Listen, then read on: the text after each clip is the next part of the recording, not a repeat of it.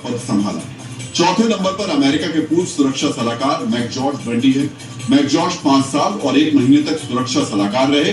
5वें नंबर पर है इजराइल के पूर्व सुरक्षा सलाहकार मेयर बेन शब्बात। शब्बात 4 साल तक इजराइल के राष्ट्रीय सुरक्षा सलाहकार रहे थे। ये सभी लोग सेवा से रिटायर हो चुके हैं। सिर्फ अजीत डोभाल ही ऐसे हैं जो अब भी राष्ट्रीय सुरक्षा सलाहकार के पद पर है। जिस तरह बिम्स्टेक में अजीत डोभाल की सक्रियता नजर आ रही है, वो बताती है कि आने वाले वक्त में भी अजीत डोभाल देश की सेवा करते रहेंगे। मित्रों, एक वक्त था जब बिम्स्टेक पारंपरिक कूटनीतिक मंच की तरह काम करता था, लेकिन डोभाल के राष्ट्रीय सुरक्षा सलाहकार बनने के बाद बिम्स्टेक की दशा और दिशा दोनों बदल गई। वर्ष 2014 के बाद भारत की पहली बार बिम्स्टेक के सुरक्षा सलाहकारों की सालाना बैठक होनी शुरू हुई। डोभाल की नीतियों ने बिम्स्टेक में भारत की सक्रियता को बढ़ाया। पड़ोसी देशों के लिए भारत ने आर्थिक मदद को सहयोग बढ़ाने का जरिया बनाया। भारत ने बांग्लादेश में रेल नेटवर्क और बंदरगाह बनाने के लिए क्रेडिट लाइन दी। आर्थिक तंगी के दौर में श्रीलंका को भारत से मदद मिली। नेपाल, म्यांमार और भूटान में भी भारत ने इंफ्रास्ट्रक्चर बनाया है।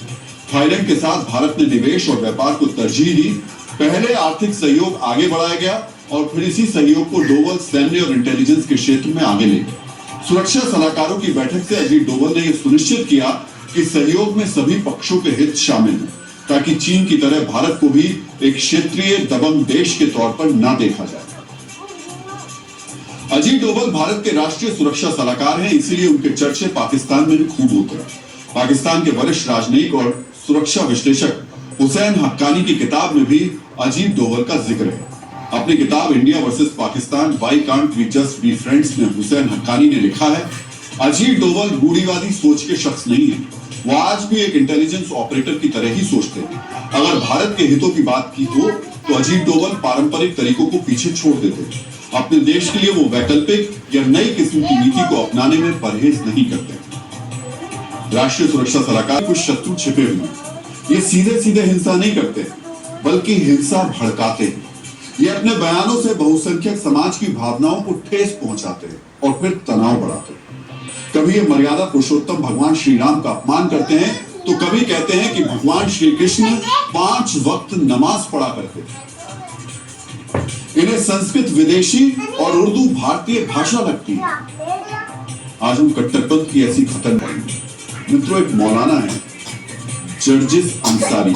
मौलाना क्या है समझिए कि आजकल जैसे सोशल मीडिया पर भांति भांति के इन्फ्लुएंसर होते हैं, वैसे ही जर्जिस अंसारी एक इस्लामिक इन्फ्लुएंसर है। वो धार्मिक प्रवचन देते हैं और कट्टरपंथियों के चहेते बन जाते हैं। इस्लाम का इन्हें कितना ज्ञान है इस पर हम कुछ नहीं कहेंगे, लेकिन अपनी साबित करने के लिए मौलाना जर्जिस अंसारी ने सीमा रेखा पार कर दी। झारखंड में तकरीर के दौरान सामने कट्टरपंथियों की भीड़ देखकर जर्जिस अंसारी ने कुछ ऐसा कहा जो बेहद आपत्तिजनक है। पहले सुनिए मौलाना जर्जिस अंसारी ने भगवान श्री कृष्ण के बारे में क्या कहा। भाई अगर बुरा ना माने तो कृष्ण जी भी 5 वक्त की नमाज पढ़ा करते थे। यकीन ना आए